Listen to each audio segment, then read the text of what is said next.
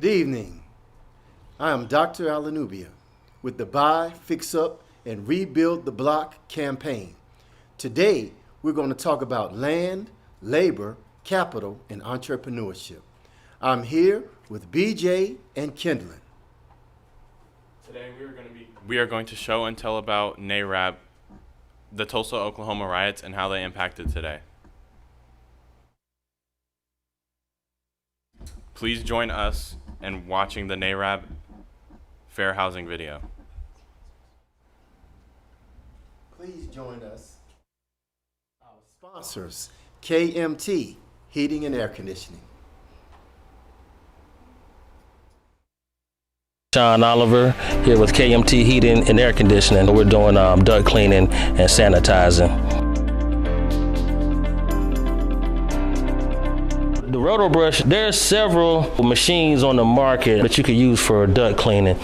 We chose the roto brush. It's an industry-leading machine in the industry, and it does a great job. And so this is one that we're using currently. This is the brush. As you can see it's on the spindle. We have the tube, and so it's a tube within the tube. We'll show you the operations. This thing swings, it goes through, and it does its job. And then once we're finished, we're on the back side, we crank the system back up, and we move to sanitizing. But all of this is now clean, it's now breathable, and after our sanitizing, then we will not have any more harmful buildup material inside of the duct run. Correct. 919-274-7224. Today we're going to show and tell about NARAB, the Tulsa, Oklahoma riots, and how they impacted us today. Please join us and watch the NARAB and fair housing video.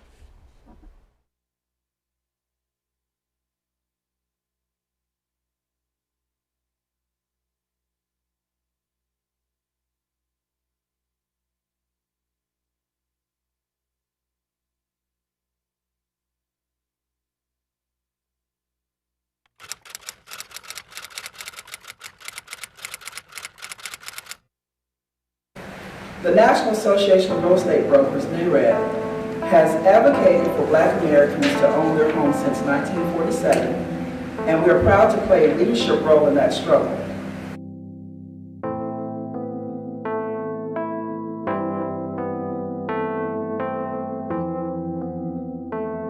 Well, if we look at it historically in this country, with minorities specifically, we've not really had an opportunity to build wealth.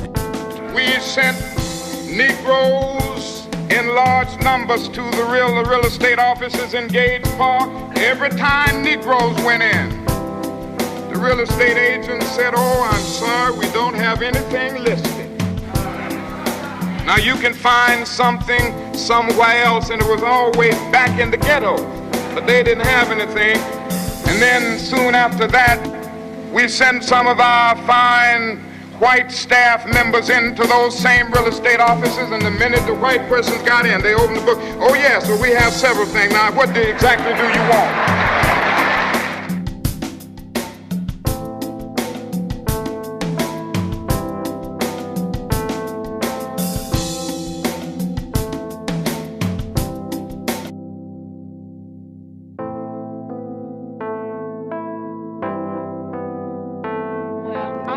I took part in this march today because of Martin Luther King and what he stood for, because this march is what he died for.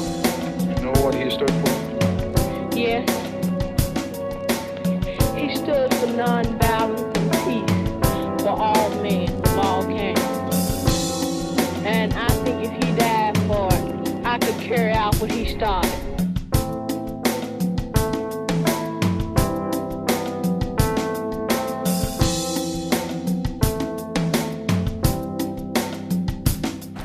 A half-century ago, the Fair Housing Act was enacted to prohibit discrimination in housing based on race, color, creed, and national origin.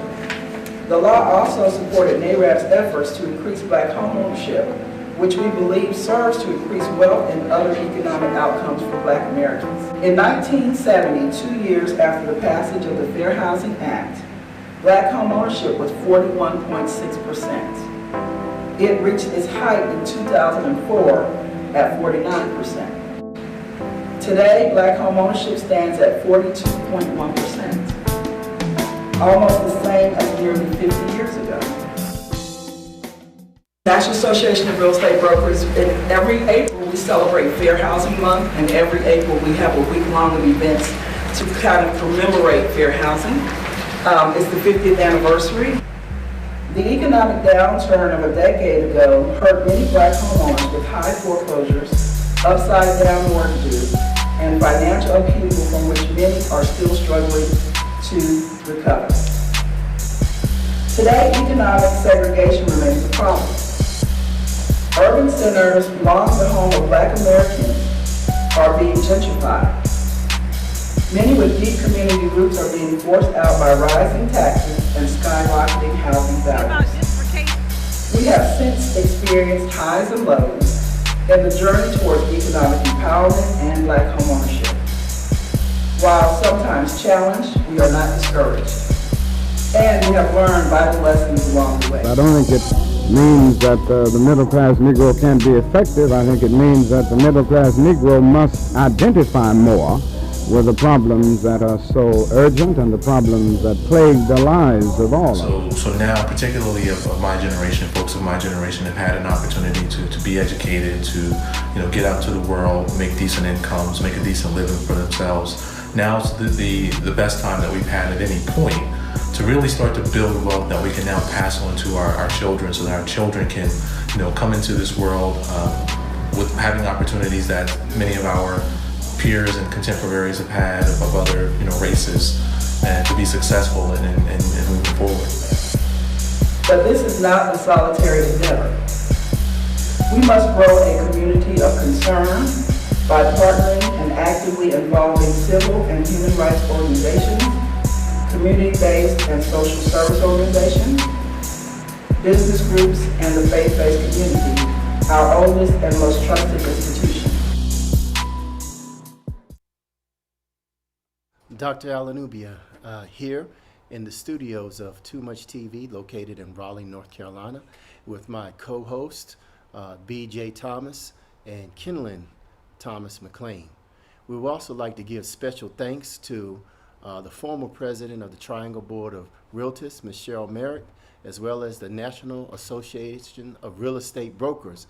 And the last video that we just shared with you won a national prize for $500, which helped the local Triangle Board of Realty chapter here, serving the Triangle in Raleigh, North Carolina. Now, I want to engage my co-host and ask BJ, what is NAREB? Thank you. NAREB is the National Association of Real Estate Brokers, an alternative for African Americans who were excluded from the National Association of Realtors. BJ, did you realize that NAREB was responsible for helping to fund or helping to establish the reason for establishing HUD, the Housing Urban Development Organization? No, I didn't know that. That's actually a really interesting fact. Absolutely. Kenlyn, can you share with us what is housing democracy? Well, housing democracy is the right that everyone has a right to equal housing, not depending on their race, sex, ethnicity, and that's all. The race, creed, or color. Excellent job, Kenlyn. BJ, can you share with us what happened 7 days after Dr. Martin Luther King passed away? Yes, I can.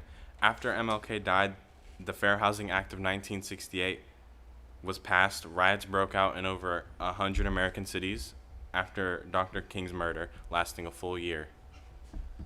And now we'd like to thank our sponsor, TMT Youth Community Foundation, CDC, STEAM in the capital. STEAM stands for Science, Technology, Engineering, Art, and Mathematics, and Multimedia.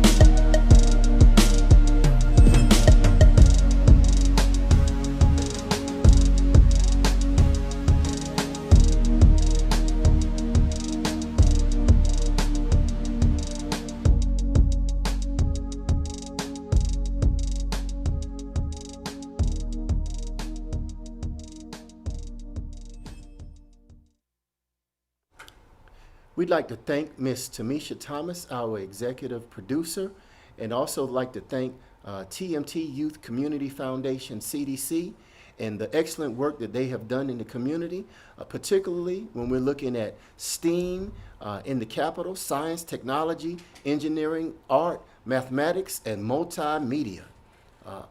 We'd like you to let the community know that the TMT Youth Community Festival is coming back this fall, along with a host of other activities as we ramp up. In consideration, who said Hollywood had to be in California? Now, we want to look at BJ, Kenlin.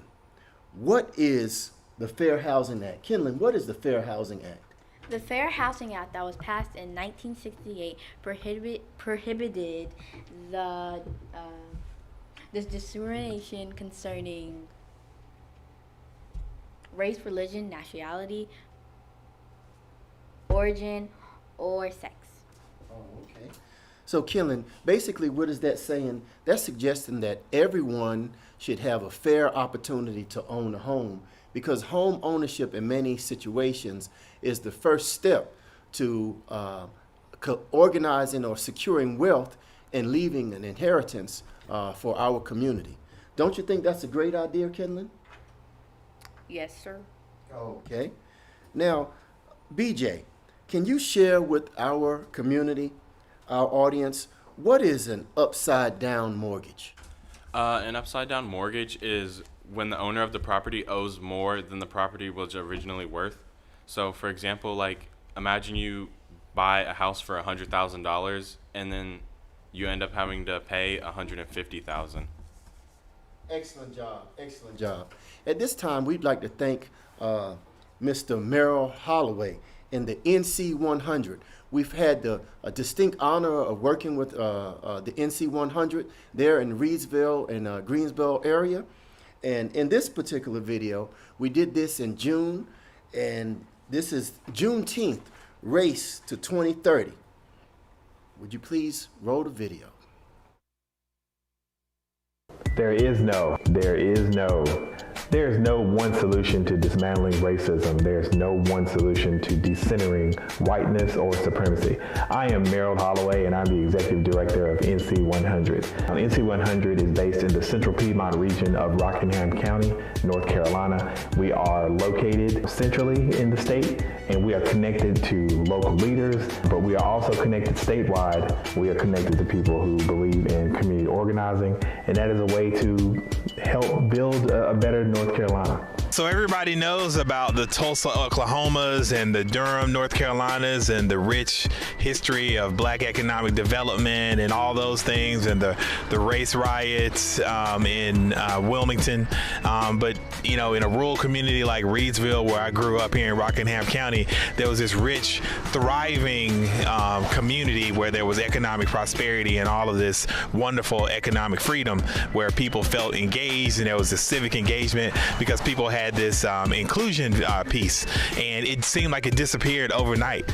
Racial justice work can't be divided from economic justice work. I am standing in front of Mechanic and Farmers Bank on the very famous Parish Street. I personally have been involved in black economic development work here in Durham, and I believe that is this type of work and the type of relationships that I've been able to form here in the Triangle that's going to benefit Rockingham County and other places.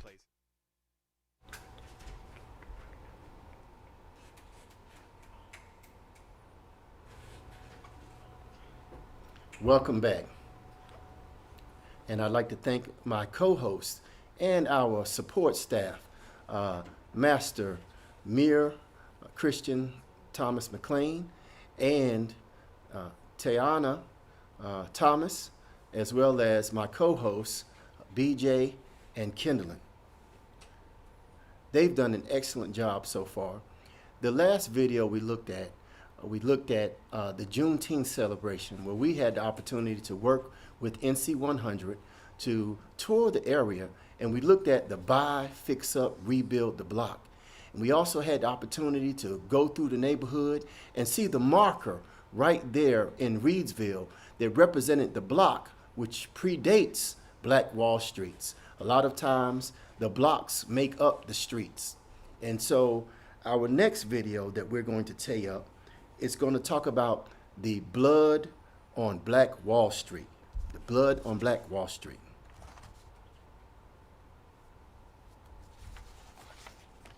So Kenlin, what do you think about our production so far? It's great. It's great? Yeah. Okay. BJ, how about yourself? I think everything's going good. I like the speed it's going at. I like the quality overall. So aren't you seeing, as we do this more often, that we have what you call constant process improvement? So it seems like every show we get a little bit better, and we see those things that we can tweak, right? Yeah, we're improving under each category little by little. Oh, okay. Well, I really want to thank you guys for the excellent work that you're doing.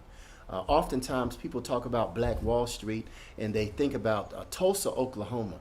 But we want to share with you in the old North State, Durham, North Carolina. Shout out to the North Carolina Central Eagles and their founder, Dr. Shepard, who was also a graduate from Shaw University.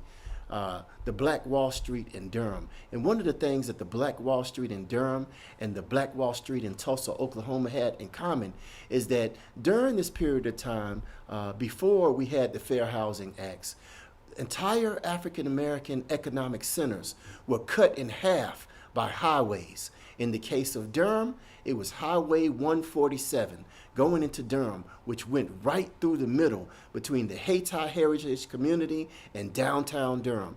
These are lessons learned that we need to be mindful of.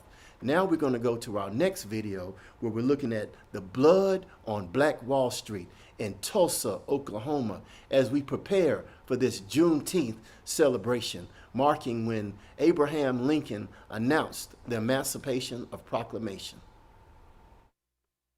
100 years ago, one of the nation's most airplanes to destroy 35 square blocks of its residents murdered. Tulsa Race Massacre remains one of the worst incidents of racial violence in our nation's history, and the horrific event is the subject of a new documentary called Blood on Black Wall Street, The Legacy of the Tulsa Massacre. Here's Bertha Coombs with a preview. 1921, Tulsa, Oklahoma, the Greenwood section of town nicknamed Black Wall Street. These were mom and pop type operations, sole proprietorships, beauty salons, restaurants, grocery stores, haberdasheries, pharmacies. But racial tensions in this segregated city when an armed white mob backed by law enforcement descended on the thriving black business district with every intent of destroying it, killing anyone who got in their way. In less than 24 hours, that mob turned 35 square blocks of unparalleled black economic prosperity into smoldering ashes. And we saw coming up the wall 4 men with torches in their hands. When my mother saw them coming, she says, "You get up under the bed, get up under the bed." They set our house on fire and went right straight to the curtains and set the curtains on fire. Unfathomable damage. 10,000 left homeless. In 2001, the Oklahoma Commission estimated between 100 and 300 people killed. A century later, generations of families still haunted by the physical and financial toll the massacre left behind. Blood on Black Wall Street airs on CNBC Sunday at 2 p.m. Eastern. Make sure to watch it. It's an important piece. Shepard Smith here. Thanks for watching CNBC on YouTube. Welcome back. Dr. Alanubia here with the Buy, Fix Up, and Rebuild the Block campaign. The Buy, Fix Up, Rebuild the Block campaign is a 3-step campaign. Buy meaning we want to create a land loss, land prevention plan where we go in the community and we buy or prevent our community from losing real estate. Please don't sell grandma and grandpa, mama and daddy's land. The Fix Up campaign focuses on taking an inventory of our community of things that we need to fix and repair in the community in terms of code enforcement. So we organize teams of architects and engineers and realtors and tradesmen, and we go in the community and we take an inventory and we identify those things in the community that need to be fixed up, and we create the environment to where we can go in our community and fix our communities up. These is how we address solutions to gentrification, because as Kenlin would say, we want to upgrade you. The last one is the rebuild the community, the buy, fix up, and rebuild the block. Rebuilding the community is when we go into the community, urban and rural communities, and we identify properties that are old, abandoned, dilapidated, that need fascia improvements. And we go into these properties and we repurpose those projects for co-working space, where we create relationships where we can take community engagement, college empowerment, and commerce relationship development, where we create an environment to triangulate between the community, college, and commerce. And these are some of the solutions that we need to address as we in America face the largest inheritance in the history of the United States. Is also referred to as the silver tsunami.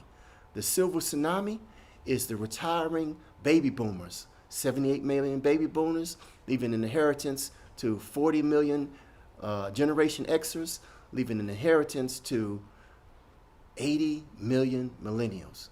Kenlin, what do you think about the videos that you just looked at with the Tulsa, Oklahoma, and how do you see us improving that situation today? I think that, well, technically the Tulsa, Oklahoma bombing was, I forgot the word, pretty much made up by racism.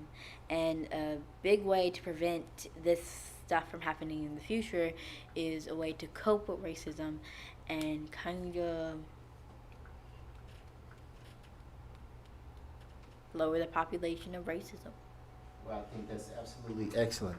BJ, can you tell me, in your opinion, what were the Tulsa riots all about? I think the Tulsa riots were not good. I think they were built off jealousy and the fact that they didn't like how black people were rising above, gaining more money, and rising in class above the people who were there before them, white people and everybody else who was there. Okay. Well, let's look at it from a solutions perspective, because one of the things that we do here, working with TMT Youth Community Foundation, our sponsors like Network Commerce Association and KMT Heating and Air Conditioning, and many, many others, we want to spend the majority of our time, as much as we address issues, we want to look at solutions. So, Kenlin, what types of solutions do you see that we can work together? Because I really want to thank Kenlin, and I want to thank BJ, because we are doing, what do you think about that?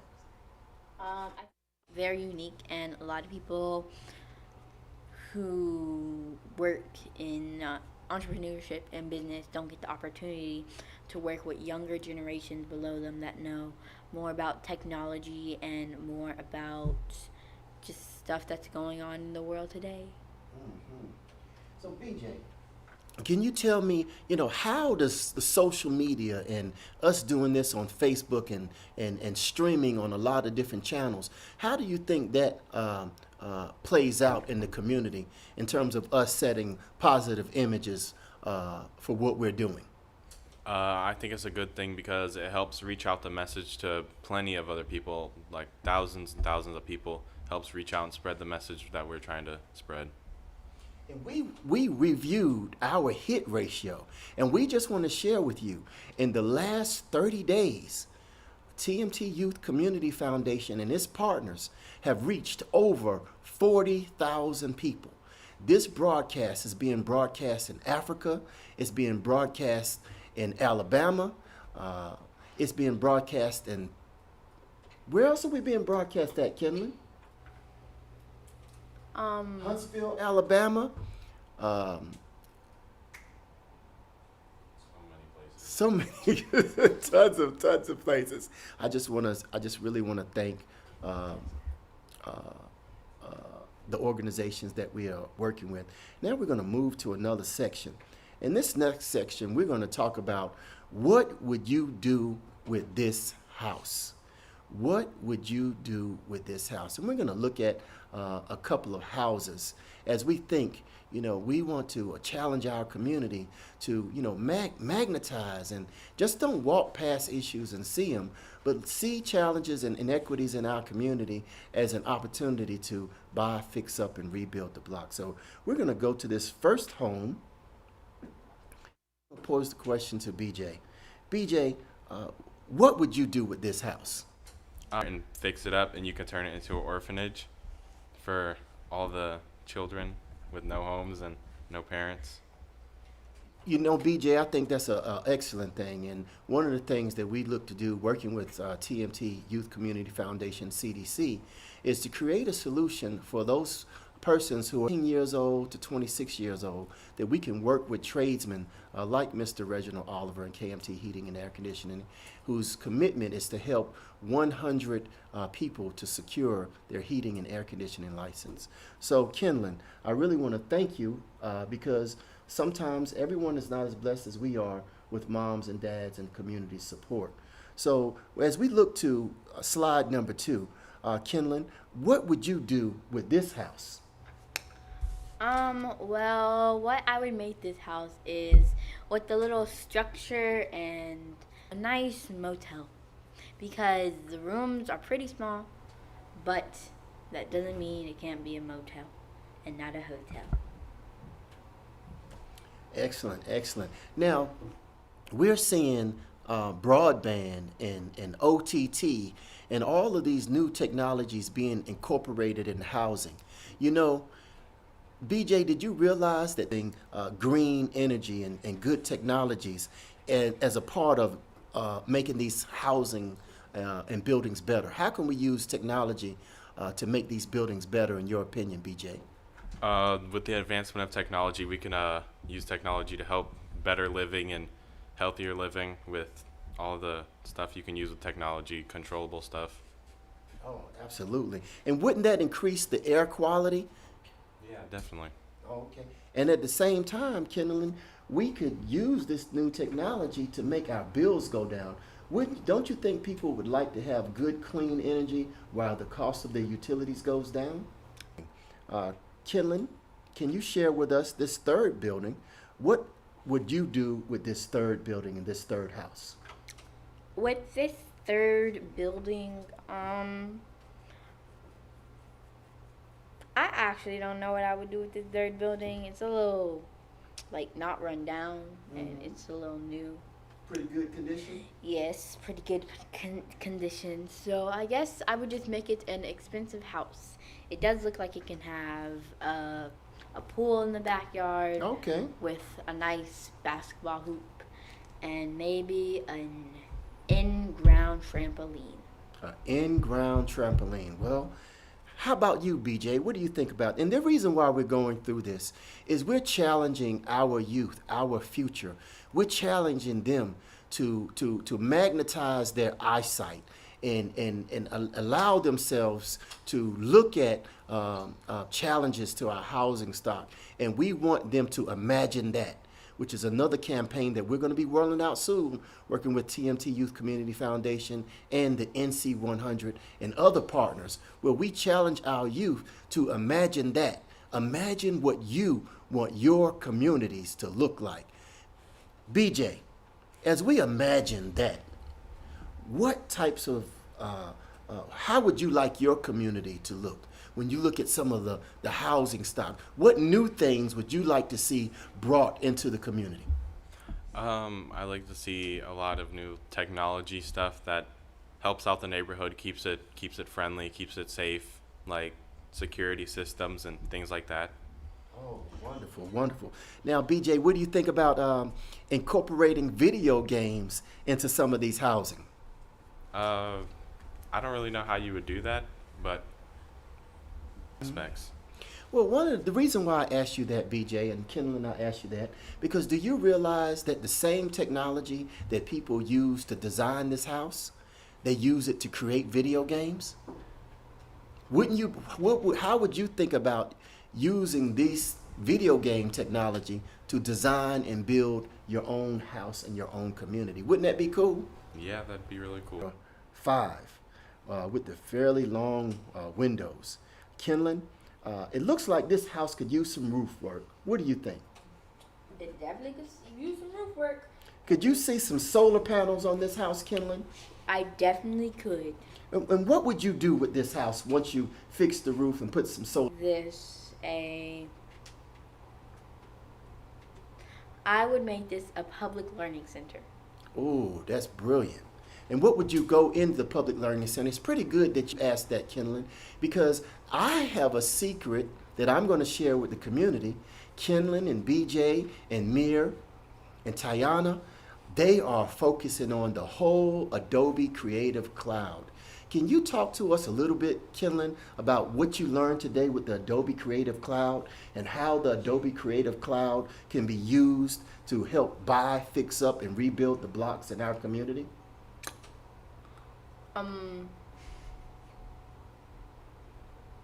Because the Adobe Creative Cloud has videos, right?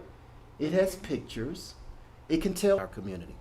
I think it can be used to make models and create images of what it should look like, and so yeah. That's on this Friday. We also like to thank KMT Heating and Air Conditioning, TMT Youth Community Foundation, our executive producer, Ms. Tamisha Thomas. We also like to thank Network Commerce Association. Also like to thank the cameo from the National Association of Real Estate Brokers, NARAB. And want to do a roundup and want to ask Kenlin and want to ask BJ, what did you learn today and what would you be recommending for the next show? Ladies first, Kenlin, what did you learn from tonight's broadcast?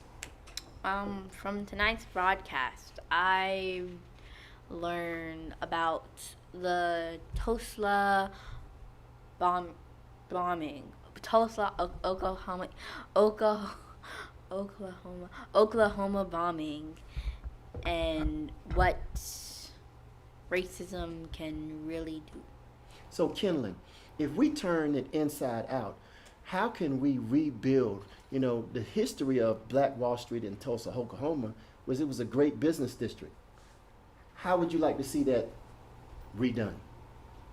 A museum. A museum? Okay, okay. How about yourself, BJ? Can you kind of give us a summary of what you learned today, what really stuck out on your mind, and what solutions you would like to see in the buy, fix up, rebuild the block of the future? So I learned what NARAB is and like what the Fair Housing Act was. Okay. And what type of solutions would you like to see in the future? I don't really think I have an answer for that right now. But would you like to see some good affordable housing? Yeah. Would you like to see more people able to get housing so they could provide for their families? Yes. Would you like to see people being able to leave an inheritance to their kids? Yes. Well, there it is. We really want to thank you for today's intergenerational relationship development exercise. And we also like to ask you to keep in mind that the TMT Youth Community Foundation will be kicking off its fall festival. The TMT Youth Community Foundation Fall Film Festival is coming to you soon. So we want to thank you very much and salute. Have a nice evening. Peace.